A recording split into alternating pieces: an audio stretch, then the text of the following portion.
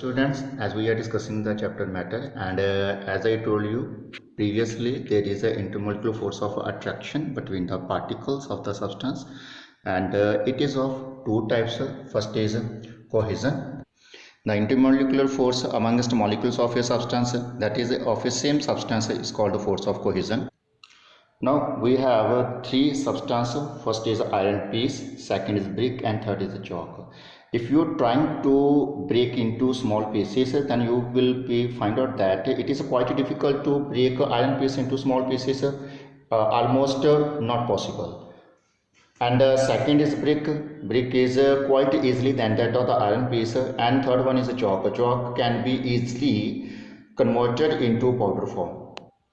So meaning to say, the force of attraction, that is force of attraction between the particles of the iron piece, is much larger than that of brick, and least between the particles of the chalk. So force of attraction between the particles of the same substance is called force of cohesion.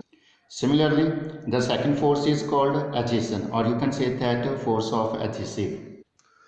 So if the intermolecular force of attraction amongst molecules of two different substances, now you can see that this is the force of attraction of the molecules between the two different substances, then that is called force of adhesion. For example, in our daily life, you know that paint on a wall. So now you will find out that the paint is in the liquid form and the wall is in solid form.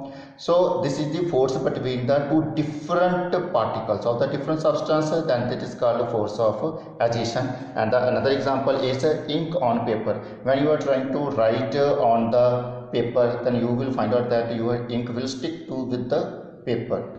And another example in front of you, when you are trying to write with the help of the chalk on the board, then the chalk particle will stick with the board. So mean to say, this force is called force of adhesion. So these are the two type of force of cohesion and force of adhesion. Now the next is molecular arrangement.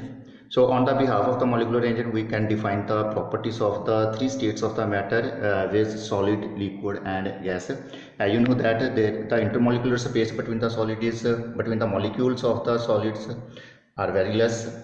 Now look at that, in the liquid little bit more than that of the solid, and in the gas there is a lot of empty space between the particles of the gas. So on the behalf of it, as we know that solid has a definite volume and shape, but liquid has that only definite volume but no shape, so it required a container to collect that, and a gaseous particle has not any definite volume. And it is very clear that intermolecular forces between the solids are much larger than that of liquid, and least in the gases, and intermolecular spaces between the solids are very least than that of a liquid, and more will be in the gaseous particle. And if we are talking about the compressibility, solids are not compressed but liquid little bit, and gases are highly compressed.